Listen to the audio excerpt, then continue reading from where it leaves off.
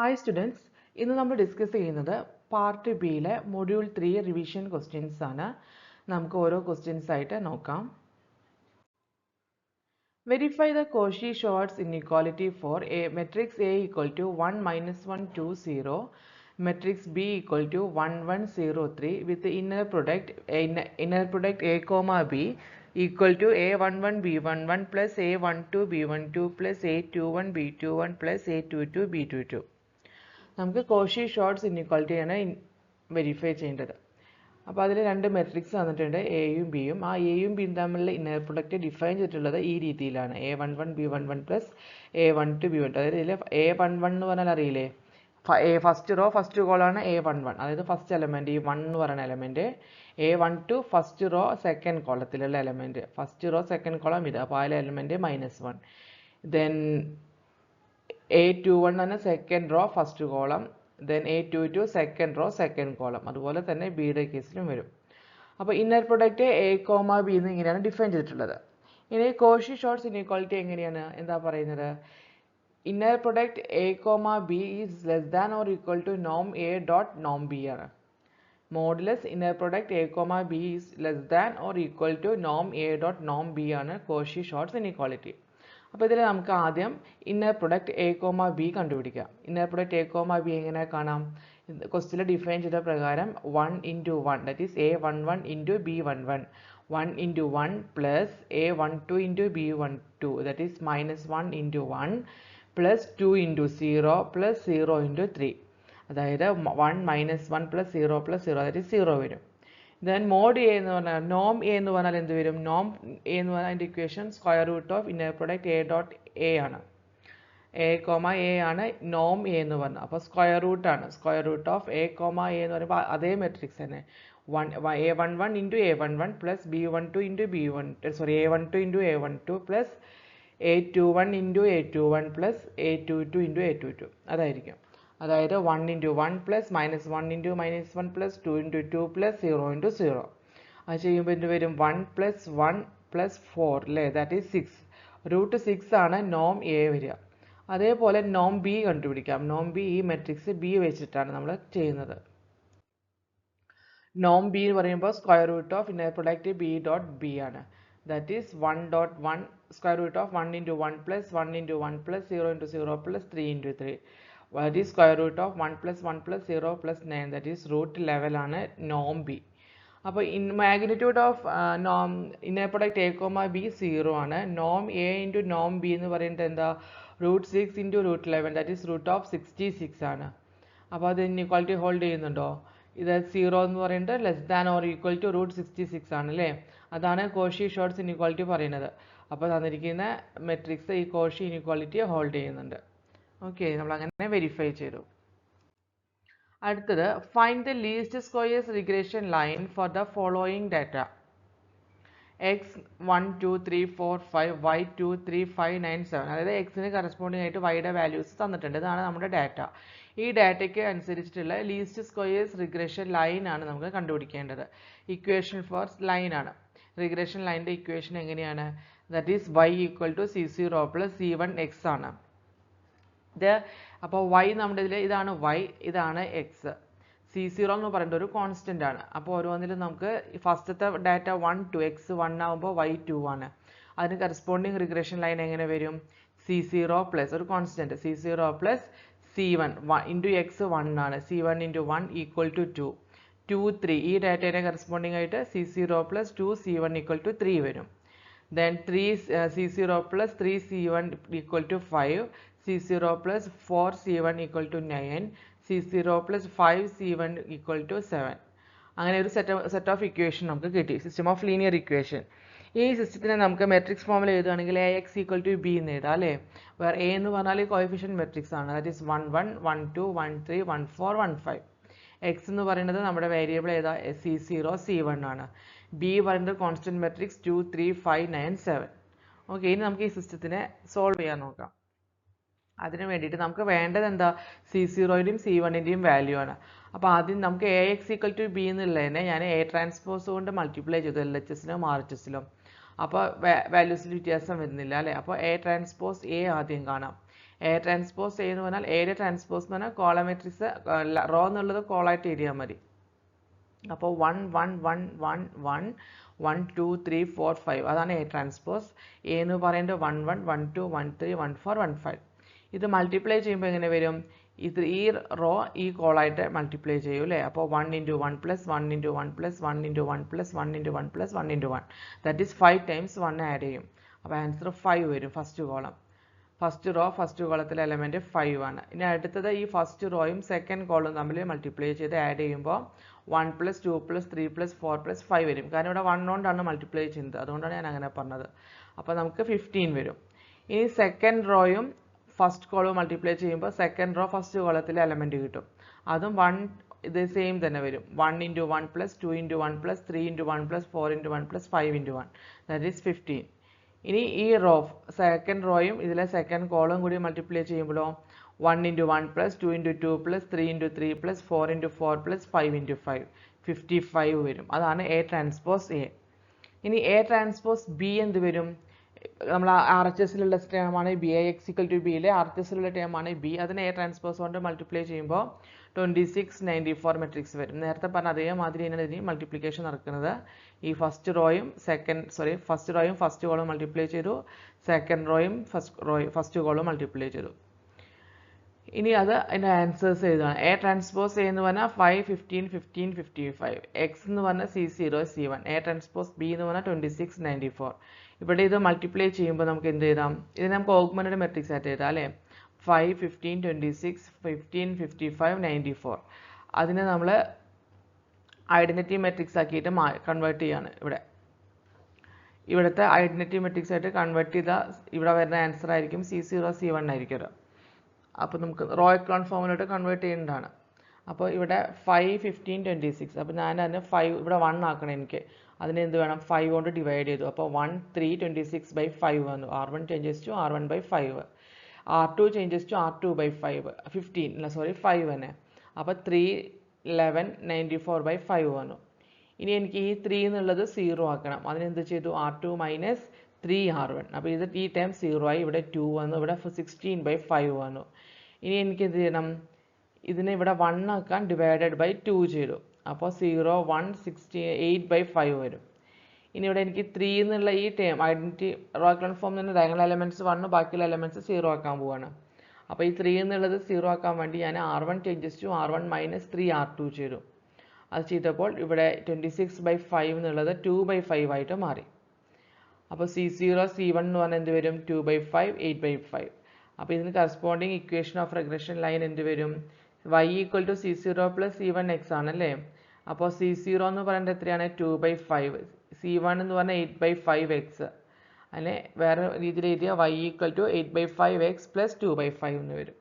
Okay, ഇതാണ് required answer. Next question, find the orthogonal projection of u = 1, -2 onto v = 3 2 in R². Orthogonal projection ആണ് ചോദിച്ചിട്ടുള്ളത്. എവിടെ? u onto v ആണ് അല്ലേ? അപ്പോൾ തന്നിരിക്കുന്ന വെക്ടേഴ്സ് യും വി എടുത്ത് എഴുതി. Projection of u onto v എന്ന് പറഞ്ഞാൽ inner product u, v divided by inner product v into v ആണ്. Projection of u onto v ആയപ്പോൾ v കൊണ്ട് ഡിവൈഡ് ചെയ്താൽ അതുകൊണ്ട് മൾട്ടിപ്ലൈ ചെയ്യാം. v into v, inner product v.v into v, u.vയുടെ inner product ആദ്യം കാണണം. അപ്പോൾ ഇന്നർ പ്രൊഡക്റ്റ് u.v എന്ന് പറഞ്ഞാൽ എന്ത് വരും? 1 × 3 + -2 × +2, ദാറ്റ് ഈസ് 3 - 4 = -1. v.v എന്ന് പറയുന്നത് ഇന്നർ പ്രൊഡക്റ്റ് v, v എന്ന് പറഞ്ഞാൽ 3² + 2², അതായത് 9 + 4 13. Then projection of u onto v എന്ന് പറഞ്ഞാൽ ഇത് സബ്സ്റ്റിറ്റ്യൂഷൻ നടത്തുക.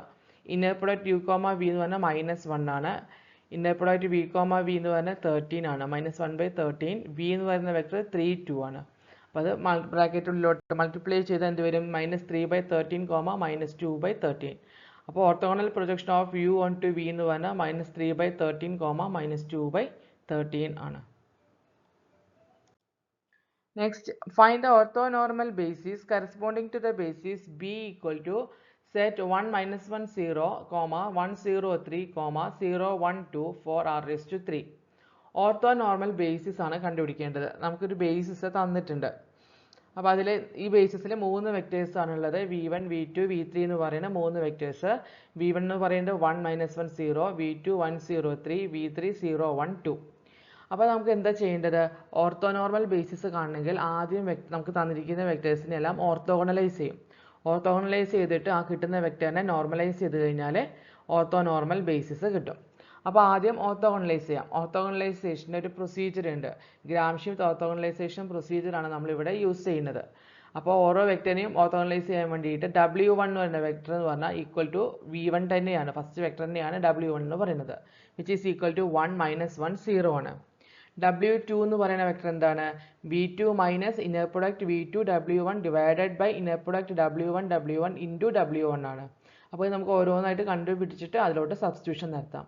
v2 എന്ന് പറയുന്ന വെക്ടർ എത്രയാണ്? 1 0 3 ആണ്. Then inner product v2 w1 എന്ത് വരും? v2 എന്ന് പറയുന്നത് ഈ നടുവിലത്തേത്, w1 എന്ന് പറയുന്നത് v1 തന്നെയാണ്.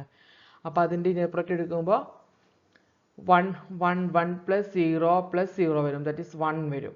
w1 എന്ന് പറഞ്ഞാൽ w1 എന്ന് പറയുന്നത് v1 തന്നെയാണ്, അതേ ഇൻറ്റു അത്, that is 1 square plus -1 square plus 0, അപ്പോൾ 2 വരും. ദെൻ w2 എന്ന് പറയുന്നത് എന്താണ്? ഇതെല്ലാം സബ്സ്റ്റിറ്റ്യൂഷൻ നടത്തുക. v2 എന്ന് പറയുന്നത് വെക്ടർ 1 0 3 മൈനസ് v2 w1 എന്ന് പറയുന്നത് 1 ആണ്, w1 2 ആണ്, ദാറ്റ് ഈസ് 1/2. w1 എന്ന് പറയുന്നത് v1, that is 1 - 1 0.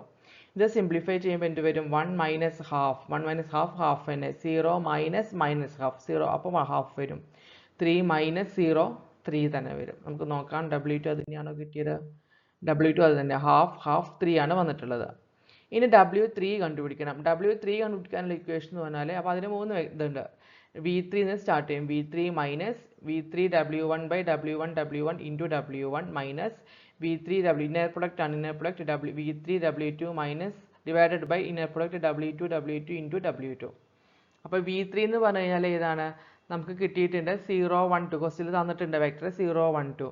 Then w1 എന്ന് പറഞ്ഞാൽ v1 തന്നെ, 1 - 1 0.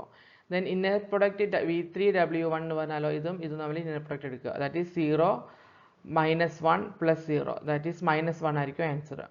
ഇന്നർ പ്രൊഡക്റ്റ് w1 നമ്മൾ നേരത്തെ കണ്ടുപിടിച്ചിട്ടുണ്ട്, അത് 2 ആണ്.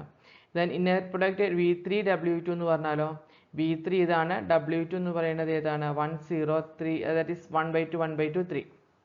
അത് ഇന്നർ പ്രൊഡക്റ്റ് എടുക്കുമ്പോൾ 0 × 1/2 plus 1 × 1/2 plus 2 × 3, that is equal to 13/2 വരും. v3 എവിടെയാണ്? v3 എന്ന് പറയുന്ന വെക്ടർ ഇതാണ്, w2 എന്ന് പറയുന്ന വെക്ടർ ഇതാണ്. ഈ വെക്ടറും തമ്മിൽ ഇന്നർ പ്രൊഡക്റ്റ് എടുത്തു, മൾട്ടിപ്ലൈ ചെയ്യുമ്പോൾ 1/2 പ്ലസ് 3/2 വരും, ദാറ്റ് ഈസ് 13/2 വരും. ഇനി ഇന്നർ പ്രൊഡക്റ്റ് w2 എന്ന് പറഞ്ഞാൽ അതിൻ്റെ square 1/2 square plus 1/2 square plus 9 വരും, ദാറ്റ് ഈസ് 19/2 വരും. ദെൻ w3 കണ്ടുപിടിക്കാൻ നമുക്ക് ഇതെല്ലാം സബ്സ്റ്റിറ്റ്യൂഷൻ നടത്തിയാൽ മതി. v3 എന്ന് പറഞ്ഞാൽ 0 1 2, ദെൻ v3 ഇതിൻ്റെ പറഞ്ഞാൽ -1/2, w1 1 - 1 0 മൈനസ് v3 w2 എന്ന് പറയുന്നത് 13/2 ആണ്. ദെൻ w2ൻ്റെ ആൻസർ 19/2 ആണ്. w2 എന്ന് പറയുന്നത് എന്താണ്? w2 നമ്മൾ കണ്ടുപിടിച്ചിട്ടുണ്ടല്ലോ അവിടെ. w2 എന്ന് പറഞ്ഞാൽ 1/2 1/2 3, 1/2 1/2 3. അത് സബ്സ്റ്റിറ്റ്യൂഷൻ നടത്തിയിട്ട് സിംപ്ലിഫൈ ചെയ്യാം. അപ്പോൾ 0 1 2 അതേപോലെ എഴുതി. ഈ -1/2 ബ്രാക്കറ്റ് ഓപ്പൺ ചെയ്തു, ഈ മൈനസും പ്ലസ് ആയി, 1/2 -1/2 0 വരും. 2 2 ക്യാൻസലായി, 13/19 ഇൻറ്റു 1/2, ദാറ്റ് ഈസ് 13/38, 13/38 39/19, 19 എങ്ങനെ വരും? 13 × 3 എന്ന് പറഞ്ഞാൽ 39 ആണ്. ഈ ബൈ 2 ക്യാൻസലായി പോകും, അപ്പം 19 താഴെ കിടക്കും. നേരത്തെ 2 ടേമിലും ഈ 19 കൂടെ ഈ ഹാഫിൻ്റെ 2 മൾട്ടിപ്ലൈ ചെയ്യുമ്പോഴാണ് ഇവിടെ 38 വരുന്നത്. ഇത് സിംപ്ലിഫൈ ചെയ്യുമ്പോൾ നമുക്ക് 1/2, അതായത് എക്സ് കോർഡിനേറ്റ് മാത്രം ആഡ് ചെയ്യുമ്പോൾ 0 + 1/2 മൈനസ് 13/38, ദെൻ 1 - 1/2 മൈനസ് 13/38, 2 + 0 മൈനസ് 39/19. അങ്ങനെ ചെയ്ത് സിംപ്ലിഫൈ ചെയ്യുമ്പോൾ നമുക്ക് w3 എന്ന് പറയുന്നത് 6/38, 6/38, -1/19 എന്ന് വരും. അപ്പോൾ 6/38 ഒന്നുകൂടി സിംപ്ലിഫൈ ചെയ്താൽ 3/19, 3/19, -1/19 വരും. ഇനി നമുക്ക് എന്താ വേണ്ടത്? വെക്ടറിനെ നോർമലൈസ് ചെയ്യണം. ഇപ്പം നമ്മൾ ഓർത്തോഗണലൈസ് ചെയ്തു, ഇനി ഓർത്തോനോർമൽ ബേസിസ് ആക്കാൻ നോർമലൈസ് ചെയ്യണം. നോർമലൈസ് ചെയ്യാൻ u1 എന്ന് പറയുന്ന വെക്ടറാണ് normalized vector. That is w1 divided by its നോം. ഒരു വെക്ടർ ഇറ്റ്സ് നോം ആണ് നോർമലൈസ്ഡ് വെക്ടർ. അപ്പോൾ w1 എന്ന് പറയുന്നത് നമുക്കറിയാം v1 ആണ്. 1 - 1 0 ഡിവൈഡഡ് ബൈ നോം w1 എന്ന് പറഞ്ഞാൽ square root of inner product w1 അത് √2 ആണ് വരിക. അപ്പോൾ മുകളിലെ ഓരോ ടേമിലും 1/√2 വരും. That is 1/√2 - 1/√2 0. ദെൻ w2 എന്ന് പറഞ്ഞാലോ അതിൻ്റെ നോം എന്ത് വരും? Square root of inner product w2 അത് √19/2 വരും. ക്ലിയർ? ദെൻ u2 എന്ന് പറഞ്ഞാൽ w2 ബൈ നോം w2 ആണ്. That is 1/2, 1/2, 3 divided by √19/2. ഇത് ചെയ്യുമ്പോൾ 1/2 ഈ ഡിനോമിനേറ്ററിൽ കിടക്കുന്ന ടേമിനെ ഞാൻ ന്യൂമറേറ്ററിലോട്ട് കൊണ്ടുവന്നാൽ അതിൻ്റെ റെസിപ്രോക്കൽ വരും. That is 1/2 into √2/19, 1/2 into √2/19, 3 into √2/19. അപ്പോൾ √2ഉം 2ലെ √2 ക്യാൻസൽ ആയിട്ട് 1/√19 ഇൻറ്റു 2 ദാറ്റ് ഈസ് 1/√38 വരും. ഇവിടെയും 1/√38. ഇവിടെ 3 ഇൻറ്റു √2/19 ഞാൻ എന്ത് ചെയ്തു? ഒരു 2 കൊണ്ട് ന്യൂമറേറ്ററിലും ഡിനോമിനേറ്ററിലും മൾട്ടിപ്ലൈ ചെയ്തു. അപ്പോൾ √4/38 വരും. √4 എന്താണ്? 2 ആണ്. ആ 2ഉം 3യും കൂടി മൾട്ടിപ്ലൈ ചെയ്യുമ്പോൾ 6/√38. എന്തിനാണ് അങ്ങനെ ചെയ്തത്? എല്ലാത്തിൻ്റെയും ഡിനോമിനേറ്റർ √38 വരാൻ വേണ്ടി അങ്ങനെ എഴുതിയെന്നേ ഉള്ളൂ. തിരിച്ച് 3 ഇൻറ്റു √2/19 എഴുതിയാലും പ്രശ്നമില്ല. പക്ഷെ ഇതാണ് കാണാൻ നല്ലത്. ദെൻ u3 എന്ന് പറഞ്ഞാൽ തേർഡ് വെക്ടറിനെ നമ്മൾ നോർമലൈസ് ചെയ്യാണ്. ദാറ്റ് ഈസ് w3 ബൈ നോം w3. w3യുടെ നോം എന്ന് പറയുന്നത് square root of inner product w3 ആണ്. That is √3/19² plus 3/19² plus -1/19². അത് സിംപ്ലിഫൈ ചെയ്യുമ്പോൾ നമുക്ക് 1/√19 വരും. ദെൻ u3 എന്ന് പറയുമ്പോൾ എന്ത് വരും? w3 നമ്മൾ എടുത്ത് എഴുതി ഡിവൈഡഡ് ബൈ നോം w3 എന്ന് പറഞ്ഞാൽ 1/√19 ആണ്. ഇതിൻ്റെ റെസിപ്രോക്കൽ കൊണ്ട് മൾട്ടിപ്ലൈ ചെയ്യുമ്പോൾ 3/19 ഇൻറ്റു √19, 3/19 ഇൻറ്റു √19, -1/19 ഇൻറ്റു √19. അപ്പോൾ √19ഉം ഇതിലെ ഒരു √19ഉം ക്യാൻസൽ ആയിട്ട് 3/√19 വരും. ഇവിടെയും 3/√19 വരും. ഇവിടെ -1/√19 വരും. അപ്പോൾ ഓർത്തോ നോർമൽ ബേസിസ് എന്ന് പറയുന്നത് എന്തൊക്കെയാണ്? 3 വെക്ടേഴ്സ് ഉണ്ട്. ഫസ്റ്റ് വെക്ടർ എന്ന് പറഞ്ഞാൽ 1/√2, -1/√2, 0. സെക്കൻഡ് വെക്ടർ നോർമൽ ബേസിസ് കിട്ടിയതാണ് 1/√38, 1/√38, 6/√38. തേർഡ് ബേസിസ് ആണ്, തേർഡ് വെക്ടർ ആണ് 3/√19, 3/√19, -1/√19. ഇതാണ് ഓർത്തോ നോർമൽ ബേസിസ്. ഓക്കെ, ഇത് ഗ്രാം-ഷ്മിത്ത് ഓർത്തോഗണലൈസേഷൻ പ്രൊസീജിയർ വഴിയാണ് നമ്മൾ ഈ ഓർത്തോ നോർമൽ ബേസിസ് കണ്ടുപിടിച്ചത്. ഈ സ്ലൈഡിൽ നമ്മൾ മൊഡ്യൂൾ 3ലെ പ്രോബ്ലംസ് ആണ് ചെയ്തത്. ഫസ്റ്റ് കോഷി-ഷ്വാർട്സ് ഇനീക്വാളിറ്റിനെ പറ്റി ഒരു പ്രോബ്ലം ചെയ്തു. പിന്നെ ലീസ്റ്റ് സ്ക്വയേഴ്സ് റിഗ്രഷൻ ലൈനിൻ്റെ പ്രോബ്ലം ആണ് വന്നത്. അത് കഴിഞ്ഞ് ഓർത്തോഗണൽ പ്രൊജക്ഷനെ പറ്റി ഒരു ക്വസ്റ്റ്യൻ. ദെൻ ഓർത്തോഗണലൈസേഷൻ ആണത്. ഗ്രാം-ഷ്മിത്ത് ഓർത്തോഗണലൈസേഷൻ പ്രൊസീജിയറിനെ ബേസ് ചെയ്തിട്ടൊരു ക്വസ്റ്റ്യൻ ഉണ്ടായിരുന്നു. എല്ലാം വളരെ ഈസി ആയിട്ടുള്ള ക്വസ്റ്റ്യൻസ് ആണ്. ആ കൺസെപ്റ്റ് മനസ്സിലാക്കി കഴിഞ്ഞാൽ വേഗം ചെയ്യാൻ പറ്റും. Thank you.